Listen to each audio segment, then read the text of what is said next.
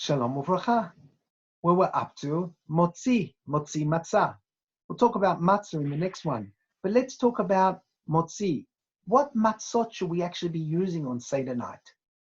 Well, first of all, it's obvious that the matzahs have to be kosher lePesach. Sounds obvious, but you should know that several matzot factories make matzah for people to eat all year long at Sudah Shlishit with their herring, and it's not all kosher lePesach. So if there's an old box of something in the store, that's not good. Just check first that it really actually does say kosher lePesach on it. The second thing is to be aware that whilst it sounds obvious that matzah is just flour and water, there's actually a type of matzot called in English egg matzahs, or in Hebrew Matzah Ashera, which is not made of flour and water. The Gemara says that flour and water can become chametz, and therefore we make it quickly and use it as matzah. An interesting idea, isn't it? That only things that could become chametz are able to be used for the mitzvah of matzah. In any event, the Gemara says that if instead of water used eggs or fruit juice or wine, then theoretically it wouldn't rise at all and you wouldn't have to worry. But because it couldn't rise and could never become chametz, it also can't be used for the mitzvah of matzah on Seder night. The Ashkenazim have a custom brought down in the Shulchan Aruch that we don't eat that at all. Unless someone's very sick or old and they have nothing else to eat, we don't eat Matzah Ashera, that is egg matzahs. However, the Sephardim do eat it, but just not for Seder night. They'll eat it, but not to fulfill the mitzvot with. So you should be careful when you look at the boxes of matzah that you're getting, that it's pure flour and water, and not what they call egg matzahs or Matzah Ashera. I'll just put in brackets for the Sephardim amongst us, even though they do make Matzah Ashera cookies and cakes, especially in Israel, there's a major debate amongst the students of Rav Avadia Yosef of blessed memory and those of Rav Mordechai Eliyahu of blessed memory. Whilst Rav Avadia Zatzal would give a heksha for wine cookies and Matzah Ashera cookies, the Rav Mordechai Eliyahu Zatzal held that because he was afraid that maybe there was a bit too much water in them or water in them at all, that they weren't kosher for Pesach. And his community was accustomed not to eat those things at all and not even to keep them in the house. So if you're Sephardi, ask your local rabbi about the Matzah Ashera, the wine cookies of Rav Avadia, if you eat them or not. Close brackets. Let's get back to Seder night. So we want to have matzah, that is flour and water for Seder night.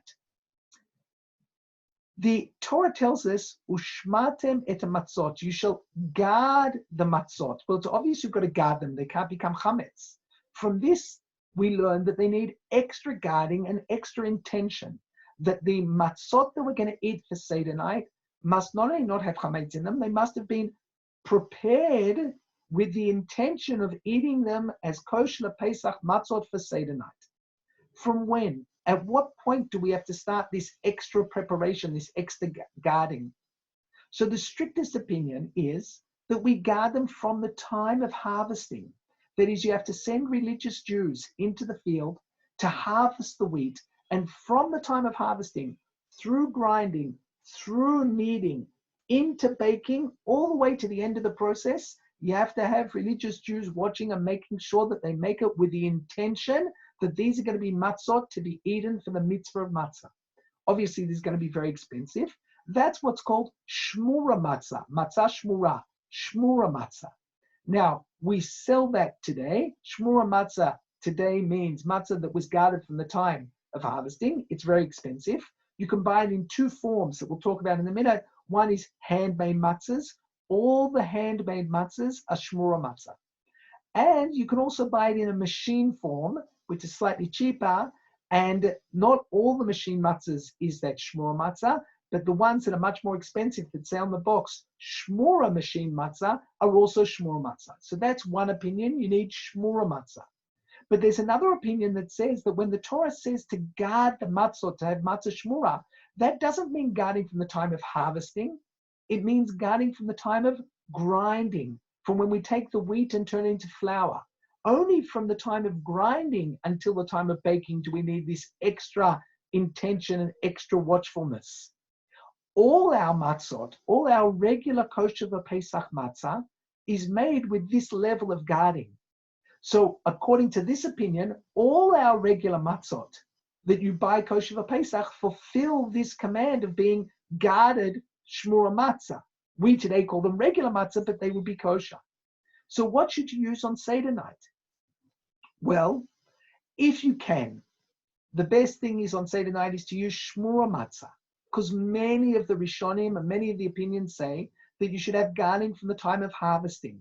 So if you can afford it, if you can get your hands on it, at least the matzahs to fulfill the mitzvahs of eating matzah, of eating the korach sandwich, and of eating afikomen, if you can get shmura matzahs for you and everyone around the table, that would be fantastic. But if for some reason you can't get them, or they're too expensive, or your family doesn't go for that, you should know that if you just ate regular matzahs that were kosher Pesach, you have many opinions on who to rely, and that also fulfills the mitzvah of guarded matzah. I'll just say that there is an opinion that doesn't have any practical relevance today. There is an opinion that you can just take normal flour from the marketplace and make it into matzahs and just guard from the time of kneading. Today that's not true because they bleach and wash all the flours before they package it and sell it to us. So today, even our flour, regular year-long flour, might be chametz, and we certainly can't use that to make matzah with. So that opinion is only a theoretical idea that existed once, but doesn't apply today.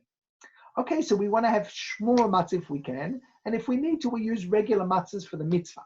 There are some Jews who use shmura matzahs for the whole festival, for the whole days of Passover. Now let's talk about if we should have handmade or machine matzahs. Like I said, all the handmade matzahs is shmura matzah.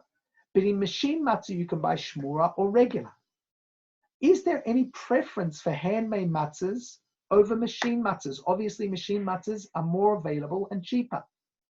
Well, when this debate started 100 years ago, when they started making machine matzahs, the first debate was about whether you could actually clean the machines well enough that there wouldn't be any doubt of any chametz in them.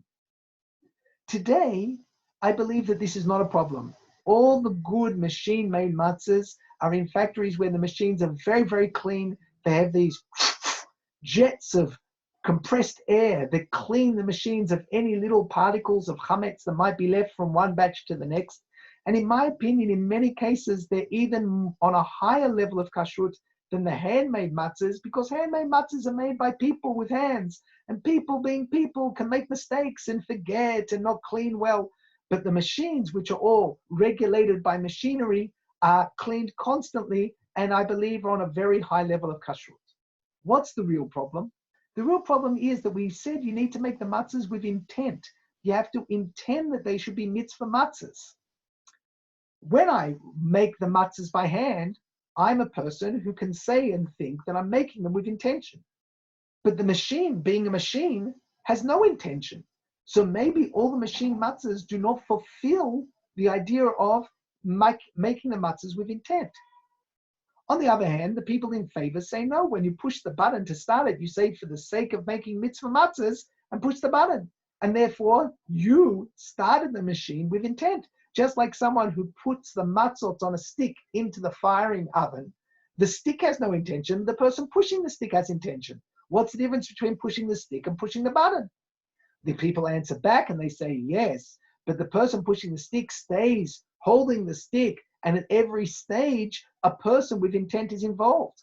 When we start the machine to make the matzahs, the first act was of intent, but after that, you go off and you look on the YouTube and watch the videos of Rav Sperling learning about laws of Passover, and the machine is going on with no intent because it doesn't need further people being involved in it. So there are great rabbis on this side of the argument, and there are great rabbis on this side of the argument. There are people who preferred handmade matzahs, and there are people who even preferred machine matzahs. Many of the great rabbis of Jerusalem in the last 100 years preferred machine matzahs because of the levels of kashrut they believed could be attained in them. In any event, everyone should follow their family custom. If you have a family custom to use handmade matzahs, certainly for the mitzvot of the night, you should do that. If you don't have a custom, or you have a custom to use machine matzahs, you can use machine matzahs. They're more readily available, and many, many people use them, and you're fine using them. The main thing is that we should all merit to fulfill the mitzvahs of eating matzah with a lot of happiness in order to do the great mitzvah of achilat matzah, of eating matzah on Seder night. Have a Chag Sameach.